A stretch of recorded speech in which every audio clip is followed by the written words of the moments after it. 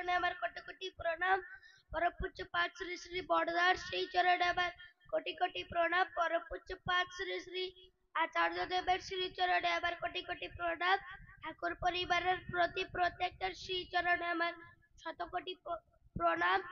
এখানে উপস্থিত ঋত্বিক দেবতা মায়েরা এবং বড়দেরকে আমি প্রণাম জানাই, ছোটদেরকে আমার আনন্দিত জয়গুরু। আমি আজকে ঠাকুরের মার ভালোবাসার বিষয়ে কিছু বলতে চাই। ভুল ত্রুটি হলে ক্ষমা করবেন।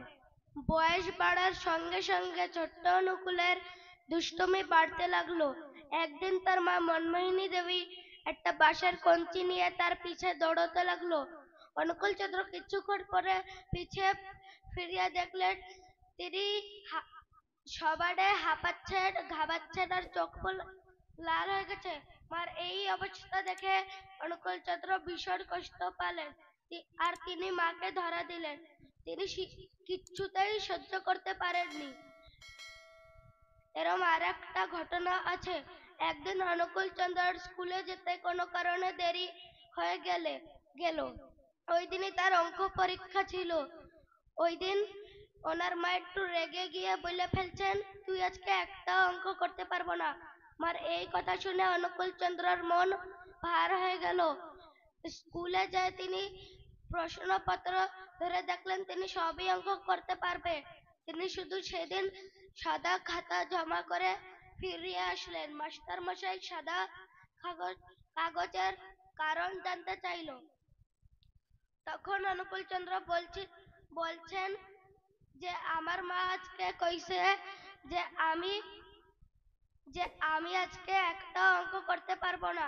আমি অঙ্ক করে নিলি যে আমার মার কথা মিথ্যে হয়ে যাবে। আমি কিছুতেই আমার মার কথা মিথ্যে হতে দিতে পারবো না।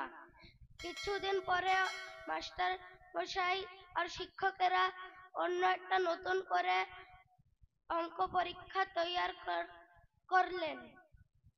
এরম আর একটা ঘটনা আছে। একদিন বাড়ি এরম সময় ছিল, সেদিন আর্থিক অনুদানের জন্য মায়ের কষ্ট দেখে অনুকূল চন্দ্র বলছিলেন, মা তুই ভয় পাইস না, তুই মুড়ি ভাজবি আর আমি বিক্রি করব, দেখিস তখন তোর কাছে কত টাকা হবে। অনুকূল চন্দ্র আরো বলতেন, মা ছাড়া আমি অচল, কেবল ফাঁক খুঁজতাম যে কিরম মাকে খুশি করব। অনুকূল চন্দ্র নিজের জীবনে মাকে এতটা ভালোবাসতেন বলেই পরবর্তীকালে তিনি বলছিলেন, মাতৃভক্তি অটুট যত সেই ছেলে কৃতি তত। ঠাকুর বলছিলেন, বাবা ডিউটি থেকে আসলে জলের গ্লাসটি এগিয়ে দেবে। ঠাকুর বলছিলেন, পিতার শ্রদ্ধা মায়ের টান সেই ছেলে সাম্যপ্রাণ। এখানে আমি আমার ইষ্ট প্রসঙ্গের জন্য একটা গানের মাধ্যম থেকে শেষ করতে চাই। সবার ভালো করেন যিনি তারেই ভালোবাস, ভালোই যদি চাস, প্রেমান ভালোই যদি চাস। জয় গুরু।